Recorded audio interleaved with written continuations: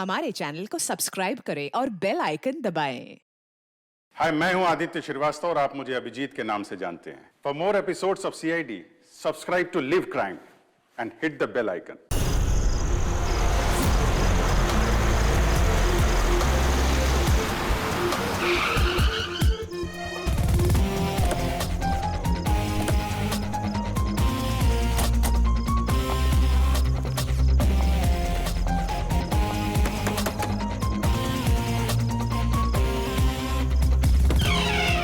जी कहिए, किससे मिलना है? रोनी साहब को बोलो सीआईडी वाले आए। ठीक है। सोमवार की रात को विवेक का खून हो गया और हमें तुम पे शक है। क्या बकवास कर रहे हैं आप? भला मैं विवेक का खून क्यों करने लगा? अब इस क्यों का जवाब तो तुम्हें ही देना पड़ेगा। मैं विवेक के खून के बारे में कुछ नहीं जानता। ये तो अभी अभी आप लोगों ने बताया, वो मैं जानता हूँ। देखो, ज्यादा भोलेपन का नाटक मत करो। साफ साफ बताओ, विवेक को क्यों मारा तुमने? सर, मैंने विवेक का खून नहीं किया है और वैसे भी उसके घर के बाहर सिक्योरिटी गार्ड थे, तो कोई कैसे उसके घर में घुसकर मार सकता है? सिक्योरिटी गार्ड्स कुछ नहीं कर पाए क्योंकि उन्हें कोई दिखाई नहीं। क्या मतलब? मतलब यह है कि एक ना दिखने वाला इंसान विवेक के घर में आया और उसने लाइट के जंक्शन बॉक्स के साथ कुछ छेड़छाड़ की, जिससे लाइट चली गई। सर, लाइट चली गई? मैं पता लगाता हूँ। नहीं मिस्टर रॉनी, आप बाहर नहीं जाएंगे, अभी तो रुकिए। आपकी जान को खतरा है, ये वही खूनी हो सकता है। सिक्योरिटी! रॉनी, आप हिलना मत। जी, सिक्योरिटी!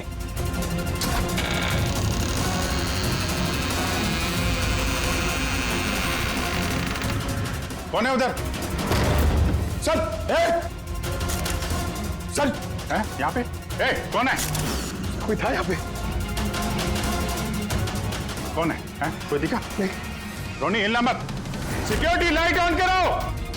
सर, मैं भाग जाता हूँ। देखो। Oh no, Pankaj!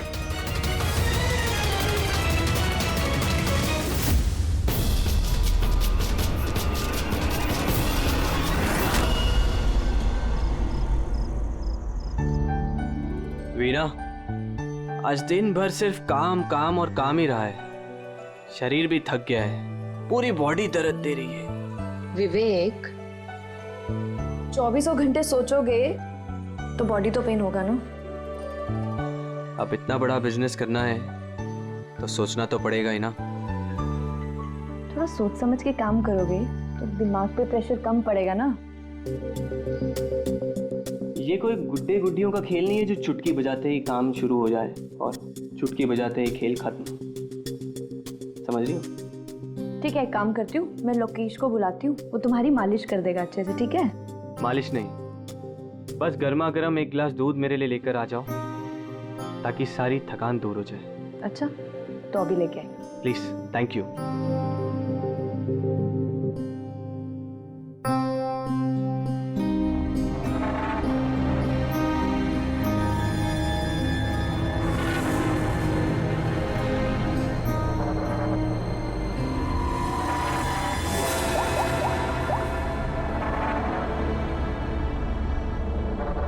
बोलिए विवेक साहब। सब ठीक ठाक है? हाँ साहब, सब ठीक है, एकदम ट्रैक पे है। काम हो जाएगा ना? आपको जुबान दिया साहब, काम हो जाएगा। जो भी तुम्हें सही लगे वो सब करो, तुम्हें पूरी छूट है, मगर उसको फिक्स कर दो। आप चिंता मत करो साहब, वो तैयार हो जाएगा। उसको तैयार करना मेरे बाएं हाथ का काम है। गुड।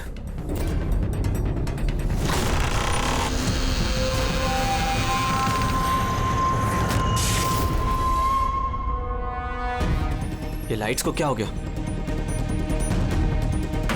वीना, वीना तुम हो? वीना, तुम बोलती क्यों नहीं? ये लाइट्स कैसे चली गई? लोकेश, वीना,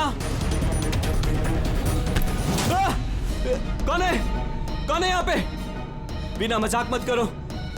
देखो, देखो, मैं अंधेरे से नहीं डरता। विवेक साहब! विवेक साहब! विवेक साहब!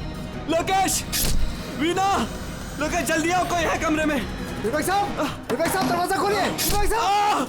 क्या हुआ साहब?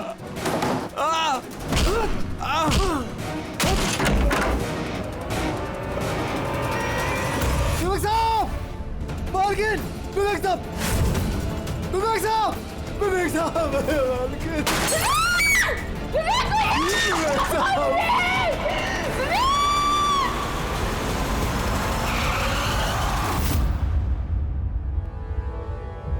सर लगता है कई बार चाकू से वार किया है। ये देखिए, कटने का और चाकू घोंपने का निशान है। घाव के पैटर्न देख के लगता है कि ये घाव चाकू के नहीं है, किसी और चीज से खून किया गया है। ऐसा क्यों लगता है सर आपको? ये देखो, ये जो घाव के पैटर्न देख रहे हो एकदम बराबर बराबर है, एक ही साइज के, और ये ज्यादा गहरे नहीं है। अगर चाकू का घाव होता तो बड़ा होता, गहरा होता, और ऐसे पैटर्न में नहीं बनता। मतलब सर चाकू जैसा ये कोई छोटा हथियार है और उसे बार बार मार के खून किया। लगता तो ऐसा ही है यार। आप कहाँ थे आप जब ये खून हो? साहब मैं नीचे अपने कमरे में था।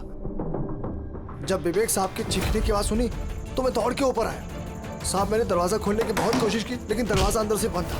विवेक साहब अंदर से जोर जोर से चिल्ला रहे थे, इसलिए मैं दरवाजा तोड़ के अंदर गया और मैंने देखा कि जब दौड़ के अंदर आए तो आपने खूनी को नहीं देखा यहाँ पे? यही तो अजीब है साहब, खूनी दिखा ही नहीं। दरवाजा बंद था अंदर से? हाँ साहब।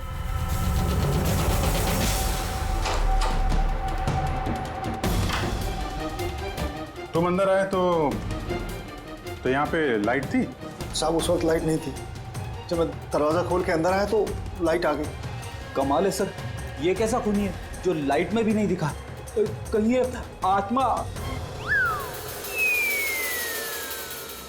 ये भी तो हो सकता है कि जब कमरे में अंधेरा था उसी वक्त खूनी दरवाजे से बाहर गया। साहब ऐसा बिल्कुल नहीं हो सकता। साहब अगर खूनी दरवाजे से अंधेरे में भी गया होता तो मुझे जरूर दिखा होता। मेरी आंखें बिल्कुल ठीक है साहब। कमरे से बाहर जाने का और कोई रास्ता तो दिख नहीं रहा है। वही तो, कमरे से बाहर जाने का एक ही रास्ता है, वो है ये दरवाजा। दरवाजा अंदर से बंद था और लोकेश ने ये दरवाजा खोला और इसने तो यहाँ पे खूनी को देखा नहीं। कमाल है।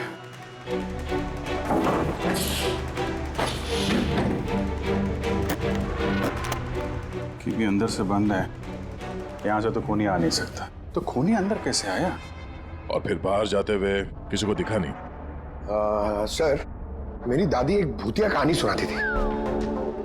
पंकज, एक तो ये कहानी नहीं है, हकीकत है, और ये भूतिया नहीं है।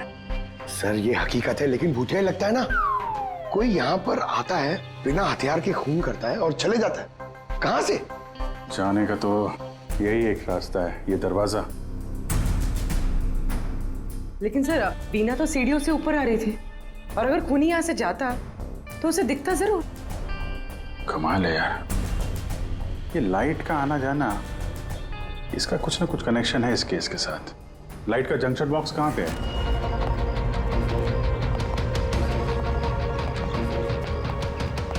सर यही जंक्शन बॉक्स है।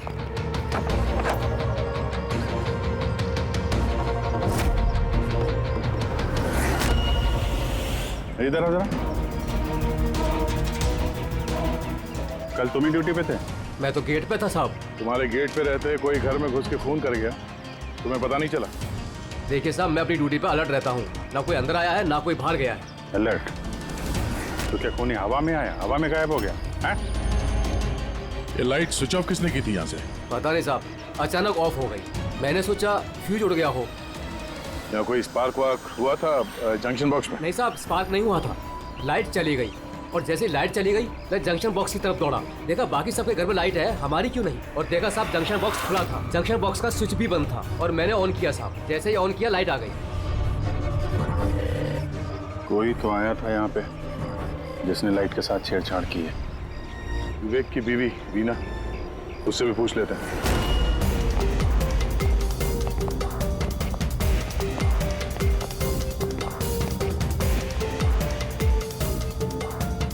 वीना जी, हमें मालूम है ये थोड़ा मुश्किल समय है आपके लिए, पर हम लोग भी थोड़े हैरान हैं कि यहाँ पे सबके रहते हुए विवेक का खून हो जाता है और किसी ने भी खूनी को देखा नहीं।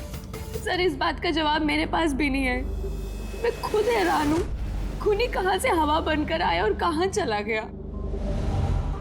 मैं मेरे बच्चों को क्या जवाब दूंगी सर? उन पर क्या बीतेगी? हिम्मत रखो, समय के साथ साथ बच्चे भी समझ जाएंगे। आप कौन है? सर मैं विवेक का बिजनेस पार्टनर हूँ। मेरा नाम राकेश है और मैं अभी जापान से लौटा हूँ। किस सिलसिले में जापान गया था? सर एक बिजनेस के मामले में गया था। क्या बिजनेस क्या करते हैं? सर विवेक और राकेश एक जापान में ऑयल बेसिन का बिजनेस शुरू कर रहे थे, जापान की सी में। जॉइंट वेंचर था इंडिया और जापान में। दोस्त तो गया ही, पता नहीं अब इस कंपनी का क्या होगा। विवेक की किसी से कोई दुश्मनी थी क्या, या आजकल कुछ स्ट्रेस में हो, कोई धमकी भरे फोन, ऐसा कुछ? नहीं सर, कभी किसी की धमकी या फिर कुछ ऐसा उन्होंने नहीं बताया, लेकिन वो जापान की डील को लेकर काफी टेंशन में रहते थे। किस तरह की टेंशन? डील होगी भी या नहीं। लेकिन सर एक बात और थी। क्या? सर कुछ दिन पहले विवेक एक बहुत अजीब आदमी से मिले थे। अरे आप चिंता मत करो, आपने मुझ पर भरोसा किया, अपना वादा पूरा किया, अब मैं भी आपका वादा पूरा करूंगा। पुलिस को भनक भी नहीं होनी चाहिए। साहब पप्पन नाम है मेरा, मुझ पे भरोसा है ना? विश्वास है इसलिए काम दिया है तुम्हें। बस अब पप्पन का कमाल देखो। पप्पन? देखिए जैसा आपने बताया उससे तो यही लगता है कि ये पप्पन कोई पुराना मुजरिम है, और हर मुजरिम का रिकॉर्ड है हमारे पास। आप उसकी फोटो देखेंगे तो पहचान लेंगे? जी सर। ठीक है, फिर तो जल्दी इस पप्पन का पता चल जाएगा, और उसने क्या किया था वो भी।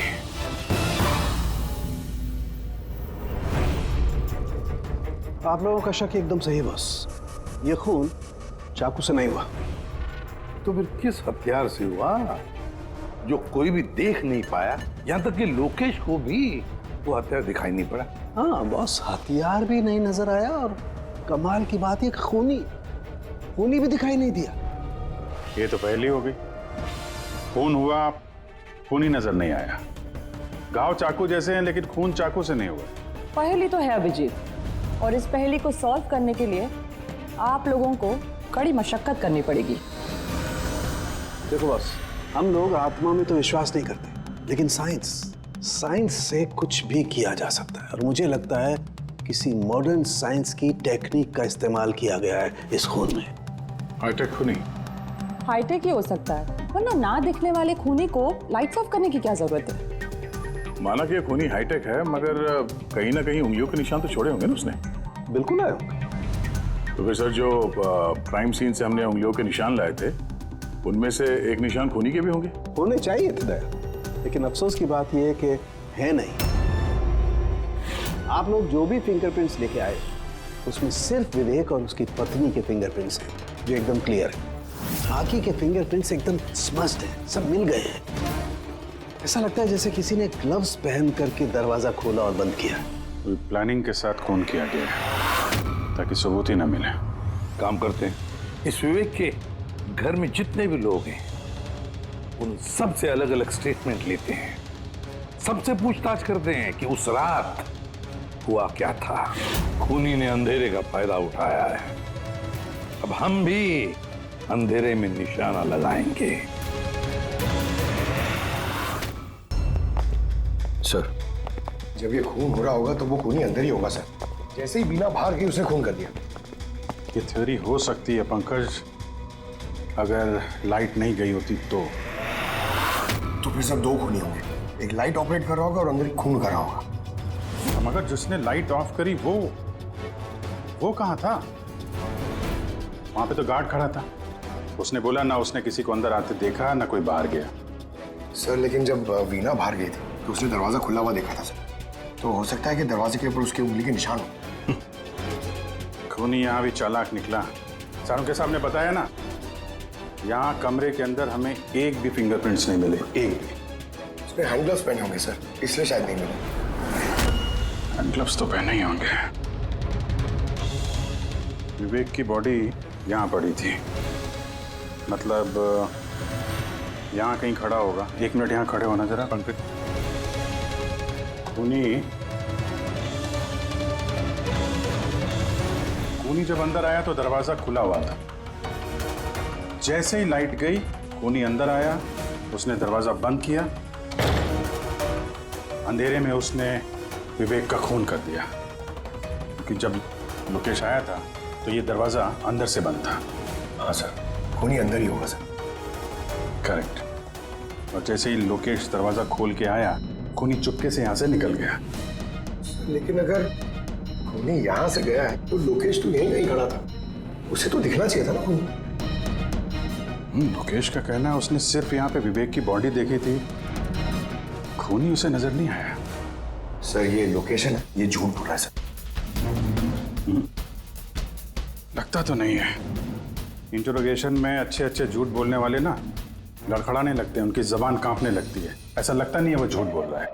तो फिर कौन है ये आदमी? वीना ने उसे महसूस किया, लोकेश ने उसे महसूस किया, लेकिन देखा नहीं।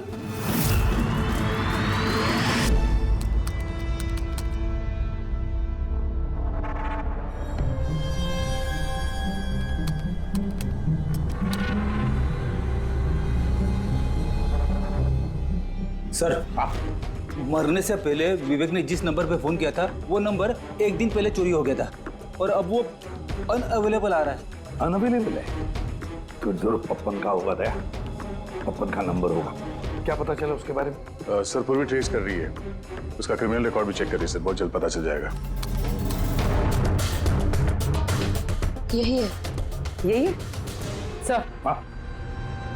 सर ये देखिए सर, हमारे रिकॉर्ड्स में तो कई सारे पप्पन हैं, लेकिन वीना के बताए अनुसार ये वही आदमी जिसकी हमें तलाश है। सर ये वही आदमी है जिसे मैंने विवेक के साथ देखा था। हमारे रिकॉर्ड के हिसाब से तो ये मुजरिम बहुत ही खतरनाक है सर, खूनी है। और अगर विवेक ने इसे पैसे दिए हैं तो जरूर खून किया होगा इसने। और अभी ये बेल पे बाहर है और पुलिस स्टेशन पे हाजिरी देने के लिए जाता है रोज। कौन से पुलिस स्टेशन में जाता है ये हाजिरी देने के लिए?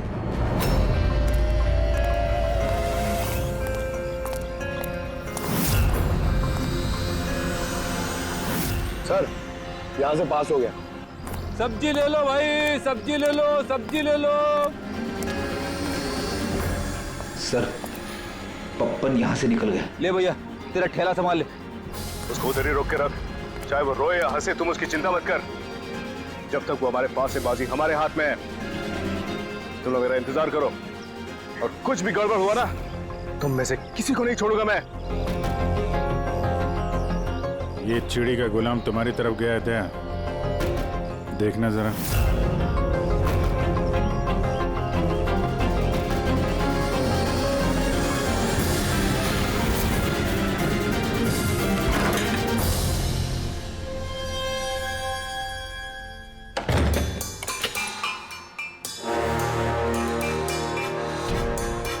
कैसा लगा हमारा इनविटेशन भरत साहब? देखो देखो, आप लोग जो कोई भी हो, मुझे और मेरे बेटे को छोड़ दो। मैं आप लोगों से रहम की भीख मांगता हूँ। रहम। Okay fine. एक काम करो, मुझे तुम यहाँ पर रोक लो, लेकिन मेरे बेटे को छोड़ दो। मुझे ना तो तुम चाहिए ना तुम्हारा बेटा। मैं चाहता हूं कि तुम विवेक सर की बिड पास करो। विवेक सर खुश तो मैं खुश। ये पॉसिबल नहीं है। मैं इंडियन मिनिस्ट्री में एक एम्प्लॉय हूँ। माना कि सारे कॉन्ट्रैक्ट मेरे जरिए पास होते, लेकिन मैं ऐसे ही किसी कंपनी का कॉन्ट्रैक्ट कैसे पास करवा दूं सर? मिस्टर भरत, तुम ना मामले की गंभीरता को नहीं समझ रहे हो। तुम्हारे बेटे के साथ क्या हो सकता है ये तुम सपने में भी नहीं सोच सकते। सपने में तुम भी नहीं सोच सकते कि अब तुम्हारे साथ क्या होने वाला है। सर मैं मिनिस्ट्री की तरफ से काम कर रहा था। जितनी भी सील बिड इंडियन फर्म्स की तरफ से होती हैं उसका इंचार्ज था मैं। चीनी या जापानी कंपनियों के पास अपने देश में नीलामी का कार्यालय था, लेकिन सभी भारतीय बोलियां उनके पास आई। किसी विदेशी कंपनी को भी कॉन्ट्रैक्ट मिला था क्या? नहीं सर, इसके बारे में सभी की कॉमन राय थी, क्योंकि भारतीयों के पास चीप लेबर और रॉ मटेरियल इजीली अवेलेबल था, इसलिए दूसरी विदेशी कंपनियों को कॉन्ट्रैक्ट मिलना मुश्किल था सर। सर इस नीलामी का चक्कर तो समझ में आ गया। इस विवेक ने नीलामी को अपने फेवर में करने के लिए इनके बेटे को किडनैप किया, मगर विवेक को किसने मारा होगा और क्यों? ये काम तो जरूर किसी इंडियन कंपनी का ही है। जो विवेक का कॉम्पिटिटर था, इसी चक्कर में हुआ ये सब। वो लिस्ट लाए ना आप, जो विवेक के अलावा इंडियन बिडर्स थे? ये सर, जैसा आपने कहा था आपके अकॉर्डिंग ये मैंने लिस्ट तैयार की है। Thank you. कार्तिक, विवेक, इन दोनों के अलावा राकेश, प्रमेश, शिवानी, रोनी और नवीन। अच्छा भरत जी, इनमें से आपको कौन लगता है जो विवेक के खिलाफ बोली लगाने वाला सबसे ज्यादा? सर, यानी ऐसा कोई आदमी जो विवेक के ये बिड जीतने से दुखी हो या फिर उसे कोई नुकसान हो? सर ऐसे तो दो लोग हो सकते हैं, रोनी और नवीन। रोनी और नवीन, तो फिर मिल लो, इस रोनी और नवीन से पूछताछ करो उनसे, पता तो चले है कौन ऐसा जो बिना दिखे भी खून कर सकता है।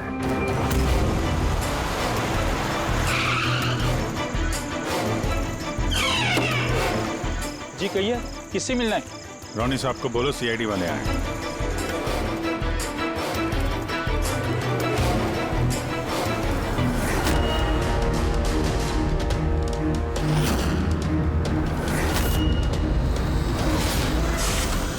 सर, लाइट चली गई? मैं पता लगाता हूँ। नहीं मिस्टर रोनी, आप बाहर नहीं जाएंगे, अभी तो रुकिए, आपकी जान को खतरा है, ये वही खूनी हो सकता है। सिक्योरिटी! रोनी, आप हिलना मत। सिक्योरिटी! सर, यहाँ कोई है? कोई है? सर यहाँ। कौन है इधर? कौन है? मिस्टर रोनी, आप हिलना मत। सर, मैं देखता हूँ, देखो। पंकज! ओह नो, रोनी! साहब, सबको क्या हुआ? एक मिनट। He's no more. बाहर जाते हुए कोई दिखा था क्या? नहीं सर, मैं वहाँ जंक्शन पे गया, लाइट ऑन की और देखा कि हमारा दूसरा सिक्योरिटी गेट के पास बेहोश पड़ा हुआ है और मैं अंदर आ गया सर।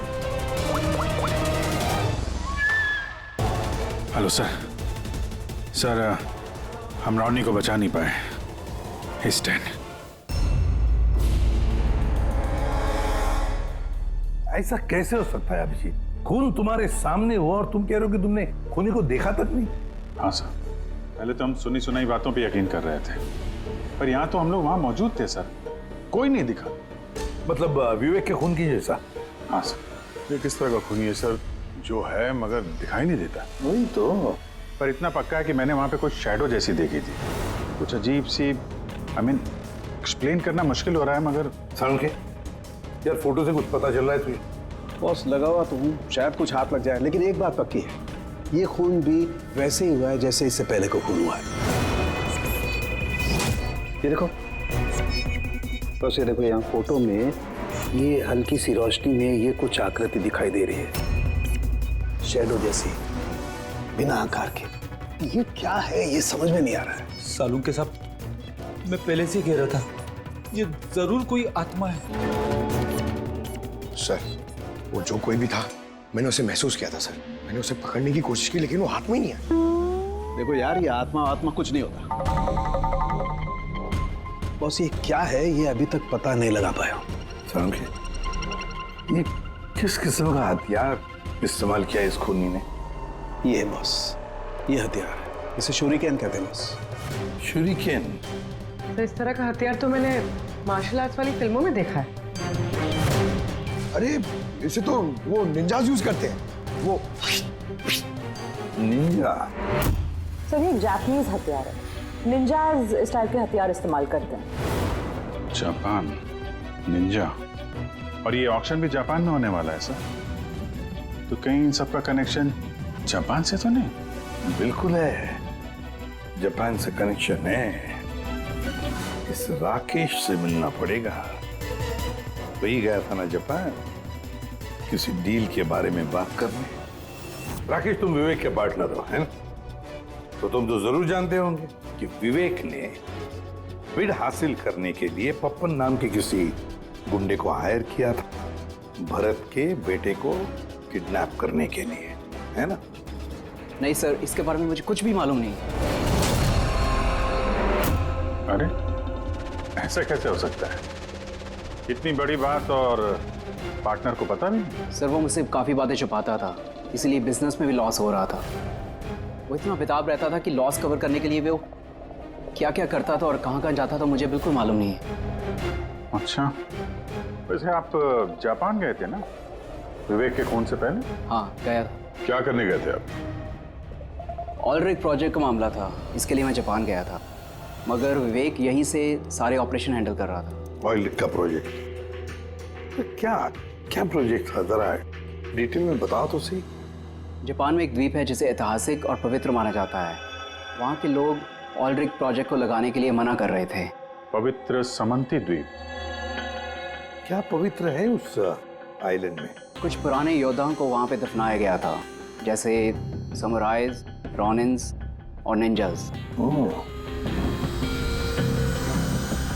सामुराई, रॉनिन, निंजास, पुराने योद्धाओं को दफना दिया था वहां पर। सर ये कोई इत्तेफाक है या कुछ और? ये जो निंजास है ये पुराने दौर के हथियारे थे सर जापान में, पर आज भी काफी लोग इन लोगों को मानते हैं। तो वो लोग नहीं चाहते होंगे कि उस जगह पे ये ऑयल ड्रिलिंग हो और उन लोगों ने इन्हें। हाँ हो सकता है दया, हो सकता है, पर ये भी तो हो सकता है कि इन लोगों की आपसी दुश्मनी, कोई बिजनेस राइवल। सर ये नवीन तो नहीं हो सकता क्योंकि जब दूसरा खून हुआ तब मैं और पूर्वी उसी के साथ थे।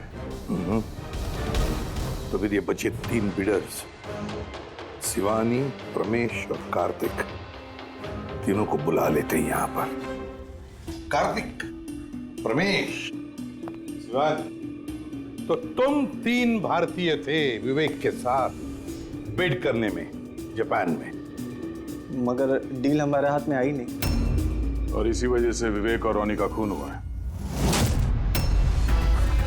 कार्तिक आप कहाँ थे जब ये दोनों खून हुए? सर मैं मीटिंग में ही था, आप मेरे एम्प्लॉय से पूछ सकते हैं सर। और प्रमेश? सर मैं सामाजिक व्यक्ति हूँ और सर इसके गवाह सर वो अफसर हैं, और सर जिस वक्त खून हुआ मैं उनका साथी था सर। तो ये भी तो हो सकता है ना कि ये खून तुम लोगों ने करवाया? सर हम क्यों खून करवाने लगे? सब अपने अपने नसीब का खाते हैं सर। और डील नहीं हुई तो क्या हुआ सर? कभी ना कभी कोई ना कोई डील तो हो ही जाएगी। वैसे आप कहाँ थे शिवानी जब ये खून हुआ? सर मैं जापान गई थी। और क्या करने गई थी आप जापान में? सर एक मजबूरी आ गई थी। मजबूरी? कैसी मजबूरी? सर कुछ विदेशी कंपनियां हमारी भारतीय कंपनियों के बारे में गलत अफवाहें उड़ा रही थी। उसी वजह से भारतीय कंपनियों को बहुत ही चिंता हो रही थी, तो हम वहां उनकी चिंता दूर करने गए थे और ये बताने गए थे कि भारतीय कंपनियां सबसे बेहतर होती हैं।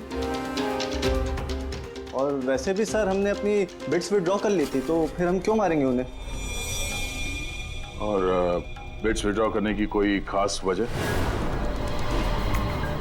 सर वजह सर ये थी कि हम लोग अपनी ज़िंदगी में सर टेंशन नहीं चाहते हैं, और सर हम लोग किसी भी तरह का कोई रिस्क नहीं चाहते हैं। सर हम लोग को सर जो भी मिल रहा है सर हम उतने में खुश हैं।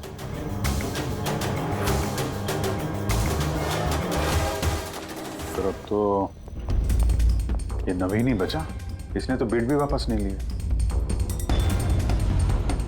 तो कहीं नवीन ने तो नहीं ये सब किया?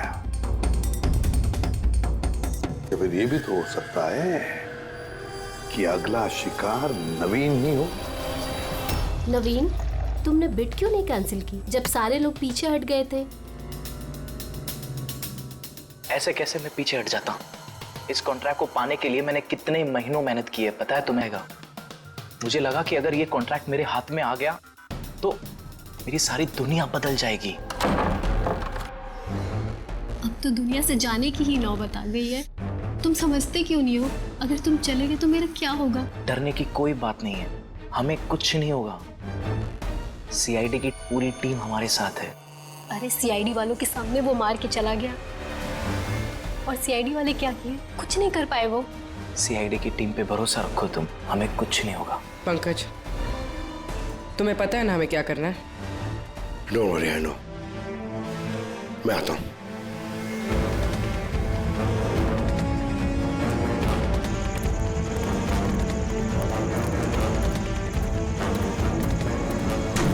ये है वो जंक्शन बॉक्स जिसकी वजह से सारा पंगा हो रहा है। मैं देखता हूं ये कौन है। ये जगह सही है।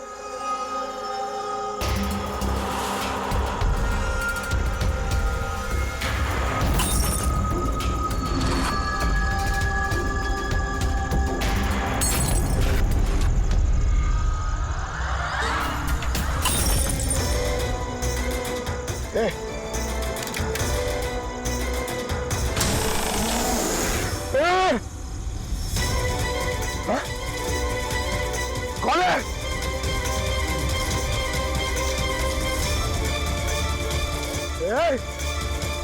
मारा।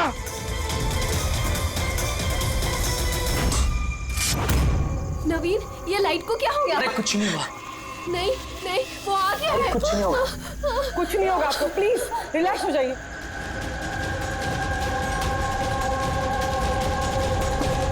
रिलैक्स हो जाइए। सामने आओ, वो तुम्हें मार डालेगा। अरे नहीं। कौन है यहाँ पे?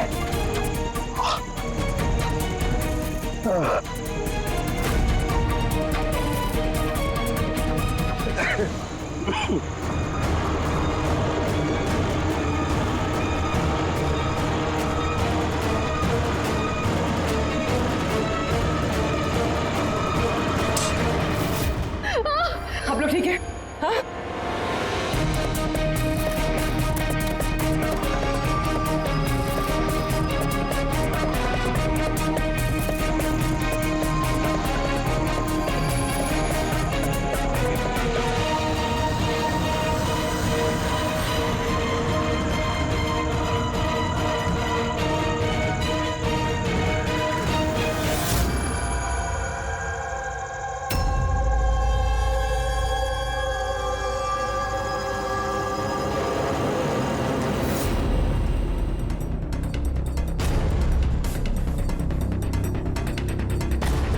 सर, मैंने वहां पर 6 गोलियां चलाई थी। उनमें से 5 गोलियां तो मिल गई, मगर एक गोली उस खूनी को जरूर लगी है। एक गोली खूनी को लगी है तो पूरी तुम यकीन के साथ कैसे कह सकती हो कि 6 में से एक गोली खूनी को लगी है? क्या वहां पे कोई खून वगैरह गिरा था? नहीं सर, खून तो नहीं था वहां पर, लेकिन गोली लगने की आवाज जरूर आई थी। अगर गोली लगी है तो खून तो निकलेगा ही। घर के अंदर ना सही तो घर के बाहर कहीं मिला? नहीं सर, हमने अच्छे से चेक किया था, वहां पर खून था ही नहीं। हो सकता है सर खूनी ने बुलेट प्रूफ वेस्ट पहन रखी हो। और सर ये भी तो हो सकता है कि ये काला कपड़ा उस बुलेट प्रूफ वेस्ट का टुकड़ा हो। सर के इस काले कपड़े के टुकड़े से कुछ पता चल रहा है तुझे? नहीं बॉस, इस कपड़े पर से भी खून के ट्रेसेस तो नहीं मिले। खून के अलावा कुछ मिला तुझे? हाँ, ये कपड़ा इतना काला है कि विश्वास नहीं होता है। इस पर से कोई भी रिफ्लेक्शन हो ही नहीं सकता है। रिफ्लेक्शन नहीं हो सकता? मतलब ये फ्रेडी कि जब आप किसी भी चीज पर लाइट डालते हैं तो वो लाइट थोड़ी सी रिफ्लेक्ट होके आपकी आंखों में आती है।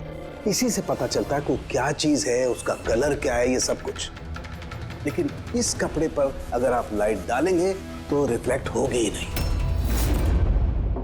इस कपड़े पे लाइट मारेंगे तो ये कपड़ा दिखेगा नहीं ना। मैं दिखाता हूं, ये देखो, ये यहाँ पर ये लाइट है। अब हम इसे ट्रैवल करते हैं इस कपड़े पर, और ये देखो लाइट गायब। माय गॉड, मतलब इस कपड़े ने सारी की सारी लाइट एब्जॉर्ब कर ली। और ये देखो, कपड़े से बाहर आए तो फिर से लाइट दिखाई देना शुरू हो गई। अजीब कपड़ा है, पूरी लाइट एब्जॉर्ब कर लेता है। पता ही नहीं चल रहा था कपड़ा है कि नहीं। एक साउंड के नवीन की जान को खतरा है, जो भी है जल्दी बता दे। बॉस, मैं जानता हूं कि ये क्या है और खून कैसे हुआ है।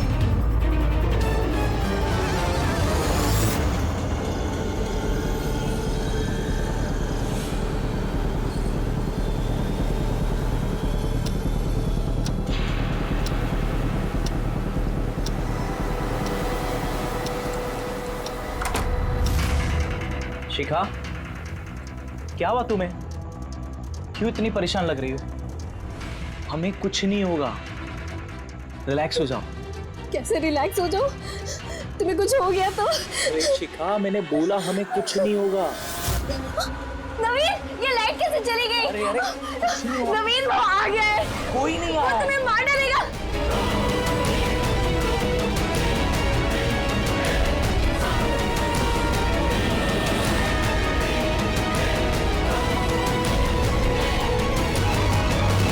बस खेल खत्म। एक गिलास दूध अपने हाथों से लेकर आ जाओ, सारी थकान दूर हो जाएगी। अच्छा, अभी लेकर आती हूँ। Please, thank you.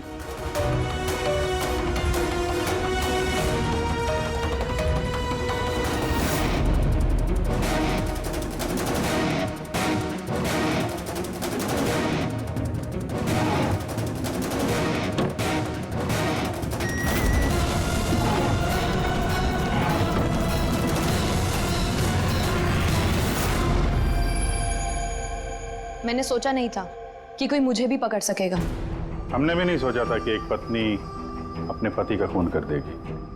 अपराधी चाहे जितना दिमाग लगाकर अपराध को अंजाम दे, कहीं ना कहीं उससे कोई ना कोई गलती हो ही जाती है। मैंने तो कोई गलती नहीं करी, फिर भी आप लोगों ने मुझे पकड़ लिया। नहीं, गलती हुई तुमसे। ये कपड़ा पहन के तुमने बहुत अकलमंदी दिखाई थी, लेकिन इस कपड़े का टुकड़ा हमें खिड़की में से मिल गया। और खिड़की पे फंसा हुआ वो कपड़ा हमारे लिए सबूत बन गया, और उसी कपड़े की वजह से तुम हमारे पकड़ में आ गई। ये कैसा कपड़ा है सर? मैंने इसके बारे में पहले सिर्फ सुना था बॉस। मुझे पता नहीं था कि इसका इस्तेमाल किया जा सकता है, वो भी इस तरीके से।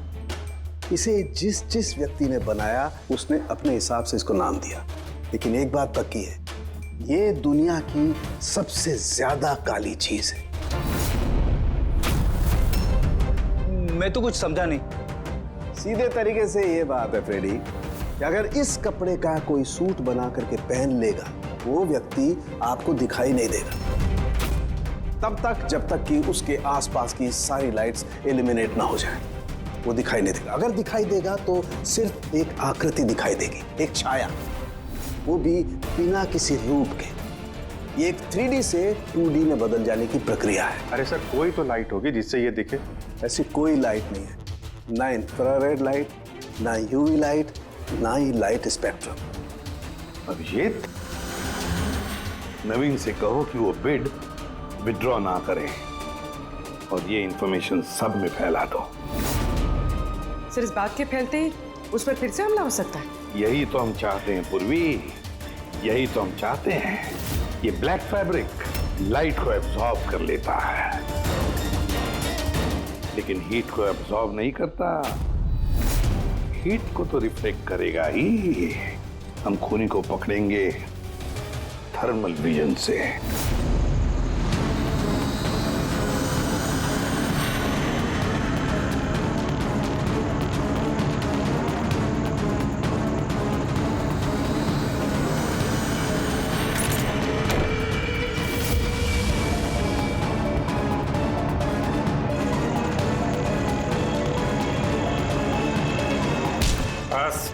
खेल खत्म। किस तरह से इस काली ड्रेस की वजह से तुम्हारा खेल खत्म हो गया? हाँ? अब जल्दी से बताओ, अपने पति का खून क्यों किया तुमने? नफरत थी मुझे उससे। उसकी बीवी कहलाते हुए भी मुझे शर्म आती थी। क्यों? ऐसा क्या करता था वो कि तुम्हें इतनी नफरत थी? ये जो बिजनेस था, मेरे पापा ने उसे दिया था। इतना बड़ा एम्पायर खड़ा करके दिया उसे, और वो उसे मिट्टी में मिलाने की कोशिश कर रहा था। गुंडों के बदौलत कॉन्ट्रैक्ट लेता था। तुम्हारा मतलब है कि वो खुद अपना बिजनेस खराब कर रहा था? कर नहीं रहा था, कर दिया था। मेरी फैमिली बैंकरप्सी की गिनती में थी। बिजनेस खराब चल रहा था तो उसे बातचीत करती, उसे समझाती, उसे जान से मार दिया। मैंने उसे बहुत समझाने की कोशिश की थी, पर वो नहीं समझा, और मजबूरन मुझे ये कदम उठाना पड़ा। मुझे मेरे बच्चों के बारे में सोचना था, उन्हें तो मैं भूखा नहीं मार सकती। तो इसलिए सारा बिजनेस तुमने अपने हाथ में ले लिया? हाँ, मैंने जापान की कंपनी को अप्रोच किया था छिपकर। छोटे छोटे कॉन्ट्रैक्ट और पैसों के बदले मैंने तय किया कि कि भारतीय कंपनी कॉन्ट्रैक्ट पर कोई बोली ना लगा सके, और इसीलिए मैंने सभी बोली लगाने वालों को मारने का प्लान किया। और उन्हें मारने के लिए ऐसे हथियार का इस्तेमाल किया जो निंजास इस्तेमाल करते हैं। हाँ? हाँ। क्या मिला ये सब करके? जेल। जिन बच्चों के लिए तुमने गुनाह का रास्ता अपनाया, अब वो बेचारे अनाथ हो जाएंगे।